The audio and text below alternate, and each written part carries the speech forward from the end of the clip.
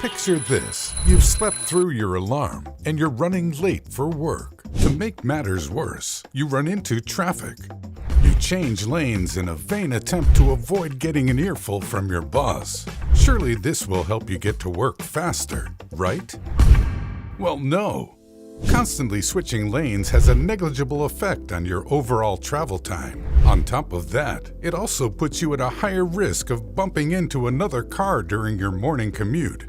Two researchers from the University of Toronto ran a simulation to compare how changing lanes constantly would affect one's travel time. 2 lanes of stop-and-go traffic were simulated by a computer, with cars traveling at roughly the same average speed.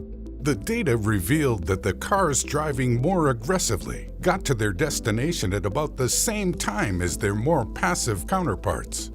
It's all part of an optical illusion. As a driver stuck in traffic, you're sitting still. You look over to the other lane at a random time and see more cars passing by than you'd expect to see, so you assume the other lane looks faster. But in fact, the only way you could really know the speeds of the lanes is to stand on the side of the road. The great irony in constantly changing lanes to beat traffic is that it can end up causing it. Even a simple adjustment from one driver can lead to what's called a phantom traffic jam. This is when traffic jams seemingly occur out of nowhere, even without obstacles such as damaged cars or construction projects blocking a roadway. Phantom traffic jams occur as a result of traffic waves, or the series of micro-adjustments drivers make when cars in front of them slow down or speed up for no clear reason. This creates a chain reaction. One car brakes slightly, the car behind brakes to avoid it, and so on and so forth. These traffic waves tend to be anywhere from 328 to 3,280 feet long and are almost impossible to predict or prevent. For lots of countries around the world, traffic is an incredibly serious issue. Transport data company INRIX estimated that traffic congestion in the U.S. alone costs billions of dollars every year due to lost productivity. The traffic problem in the U.S. is far from the world's worst. Let's look at Moscow.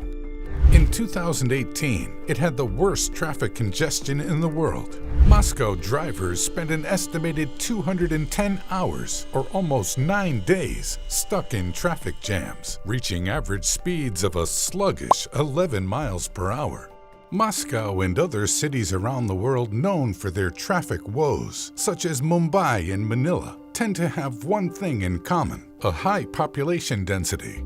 Naturally, more people means more cars on the road. No matter how good a city's urban planning is, any roadway is at risk of congestion. But a surplus of cars on the road isn't the only cause of traffic. Construction zones, especially roadworks projects, can block one or more lanes. Car accidents, major or minor, can even block off roadways almost entirely. But perhaps the most common cause of traffic is simply just bad driving or changing lanes in stop-and-go traffic. Much research has gone into tackling the problem of traffic plaguing our many cities. Currently, there are 2 main schools of thought with regards to solving traffic. First off, we have stopgap temporary measures. For instance, widening or narrowing roads seems like a pretty straightforward way to accommodate more cars, right? While this may be true in the short term, measures like this simply provide relief until the number of cars on the road catches up, which tends to happen quickly. Long-term measures to combat traffic focus on influencing driver behaviors and giving commuters viable alternatives to car travel. They are known as virtue measures, or carefully designed systems to minimize traffic in an area. You don't have to spend a lot on this. Low capital investment measures such as installing security cameras to monitor roads or strictly enforcing traffic laws can contribute to curbing congestion, especially when it comes to phantom traffic jams. However, many argue that the best way to end phantom traffic jams is for every car to continually drive at a stable speed, slowing down and speeding up at the same pace as the other vehicles, which can only be achieved by a highway full of self-driving vehicles. So perhaps if more people understood how traffic works, we would have fewer traffic jams, and getting to work in the morning wouldn't be such an ordeal.